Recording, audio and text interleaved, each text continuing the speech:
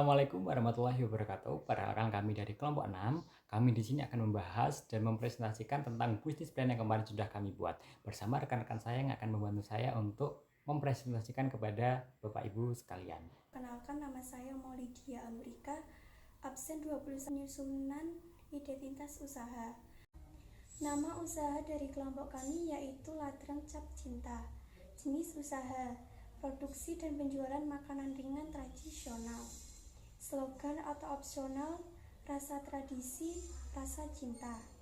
Alamat usaha, Jalan Slamet Cokro, Dusun Curapecak, Purwoharjo, Kecamatan Purwoharjo, Kabupaten Banyuwangi, Jawa Timur, Indonesia. Informasi kontak melalui IG atau WA.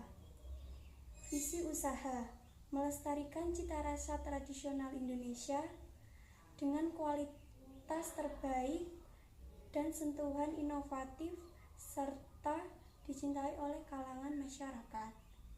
Misi usaha, memproduksi ladrang dengan bahan baku berkualitas, menawarkan variasi rasa ladrang yang menarik dan relevan dengan selera konsumen saat ini, membangun merek Cap Cinta sebagai simbol kualitas dan kelezatan ladrang tradisional, memasarkan produksi secara efektif melalui berbagai saluran distribusi baik offline maupun online. Perkenalkan, nama saya Mailani Linda Egi Agustin dari kelas 11 D3 absen 24. Di sini saya akan menjelaskan perencanaan produk, yaitu deskripsi produk. Ladrang Cap Cinta adalah makanan ringan tradisional berbentuk pipi dan renyah yang terbuat dari bahan dasar beras ketan, kelapa parut, dan bumbu-bumbu khas. Produk ini akan mempertahankan cita rasa autentik ladrang dengan sentuhan modern dalam kemasan dan potensi varian rasa. Varian produk yaitu ada ladrang original, ladrang pedas, ladrang ubi, dan ladrang balado. Kualitas produk menggunakan bahan baku segar dan berkualitas tinggi. Proses produksi higienis dan terjangka mutu. Tekstur ladrang yang renyah dan tidak mudah melempem, cita rasa yang autentik dan lezat. Kemasan yaitu kemasan primer, plastik kedap udara untuk menjaga kesegaran dan kerenyahan. Desain menarik dengan logo Cap Cinta yang menonjol. Kemasan sekunder, opsional, kotak kartun atau kemasan yang lebih besar untuk penjualan dalam jumlah banyak atau sebagai hampers. Informasi, nama produk, merek, komposisi, berat bersih, tanggal produksi, tanggal kadaluarsa, informasi nilai gizi, bertahap, dan izin usaha jika sudah ada. Nama saya Devi Kurnia Febrianti, absen 7. Untuk bahan-bahannya ada tepung terigu dan tapioka, telur, santan. Untuk bumbunya ada bawang, seledri, garam, dan minyak goreng. Dan untuk di alat-alatnya ada wajan, spatula, baskom, pisau, penggiling adonan, ulakan, blender, saringan, wadah penyimpanan atau penirisan. Untuk bagian pembuatannya, siapkan bumbu, pencampuran adonan dengan bumbu, pembentukan adonan, proses penggorengan adonan, penirisan adonan, dan penyajian produk.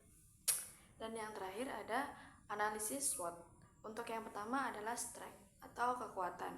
Dari kekuatan adalah rasa tradisional yang khas.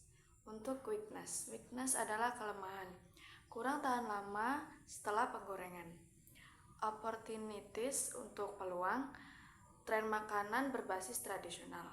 Untuk threats atau ancaman, persaingan dengan jajanan modern. Nama saya Muhammad Rufaisin dari kelas 11 D3, kami dari kelompok 6 P5 Kewirausahaan. Di sini saya akan membahas tentang perencanaan keuangan bisnis plan yang sudah kami buat kemarin. Untuk harga total produksi adalah 64.000 per satu kali produksi. Dan total produk yang dihasilkan kita estimasikan adalah 12 produk. Maka untuk mencari harga per unit kita bisa menggunakan rumus total produksi kita bagi dengan total produk yang kita dapat. Sebagai contoh, di sini kita pakai 64.000 kita bagi dengan 12, maka dihasilkan total produk yaitu 5.333. Lalu untuk mencari laba jual, kita bisa menggunakan rumus margin yaitu 0 kita kalikan dengan 5.333 maka akan dihasilkan 2.666. Dan untuk mencari harga jual yaitu total margin yang didapat ditambahkan dengan total biaya produksi per unit yaitu 2.666 ditambahkan dengan 5.333 maka akan dihasilkan total produk Rp8.000.